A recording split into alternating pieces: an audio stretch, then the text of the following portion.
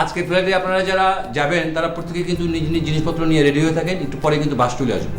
আর শুনেন, আপনাদের কাছে যে কালো রঙের ছোটো ব্যাগটা আছে ওখানে কিন্তু জরুরি কাগজপত্র আছে, এটা সবসময় সাথে রাখবেন। এটা হারাই গেলেও কিন্তু গেল, সব গেল। বস কিছু কইব? হ্যাঁ, আপনাদেরকে কিছু কইব বস, শুনেন। শুনেন, আপনারা যারা আজকে মালয়েশিয়া যাইতেছেন, আপনারা কিন্তু কাজ করতে আর টাকায় কামাই করার জন্যই শুধু মালয়েশিয়া যাইতেছেন। আপনারা প্রত্যেকে বাংলাদেশের দূত, রাষ্ট্রীয় দূত হিসাবে মালয়েশিয়ার মাটিতে যাইতেছেন। ওইখানে আপনাদের আচার আচরণ, কথাবার্তায়, চাল চলনে মালয়েশিয়ার লোকরা শুধু আপনাকে চিনবে না, চিনবে আমাদের গোটা বাংলাদেশটাকে। এই কথাটা গড় করে মনে রাখবেন। না না, ঠিক আছে। আর কিছু কিছু কাজ কখনোই করা যাবে না। সেটা কি? মালয়েশিয়া তো আমাদের দেশ না, আমাদের দেশ না।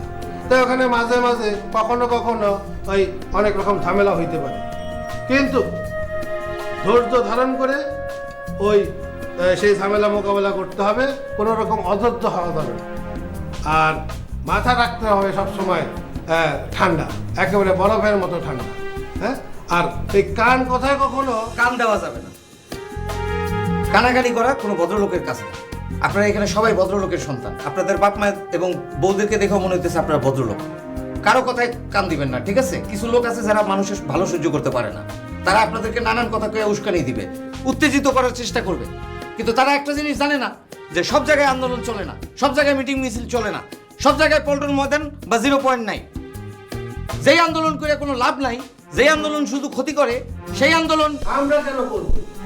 আরে মালয়েশিয়ার আইন কানুন তো বাংলাদেশের আইন কানুনের মতো এত লুজ না, কঠিন এবং খুব নির্মম। না, কঠিন নিয়ম কানুনের দেশ হচ্ছে গিয়ে মালয়েশিয়া। একটু উল্টাপাল্টা হলো তো পুলিশ এসে ধরে নিয়ে যাবে। তাহলে ক্ষতি হবে কার?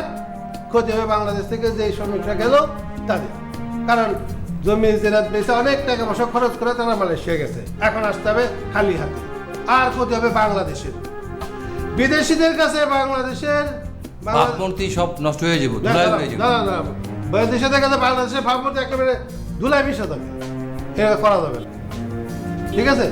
আর আপনাদের সবসময় খেয়াল রাখতে হবে, মান সম্মানের সাথে বিদেশে থাকবেন, আমাদের দেশের জন্য মান সম্মান বয়ে আনবেন, এটি আমরা চাই। আর আমি চাই আপনারা ভালো থাকেন, দোয়া করি মনের থেকে। যান।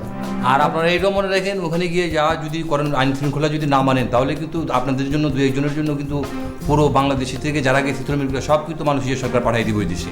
তখন কিন্তু দেশেরও বদনাম বাইরের গেছে, আর শ্রমিকরা তো কাজও করতে পারবো না, যাইতেও পারবো না। এই কথা মাথায় রেখে ঠান্ডা মাথায় যার যার জিনিসপত্র বুঝে চলে যান, মন দিয়ে কাজ করেন।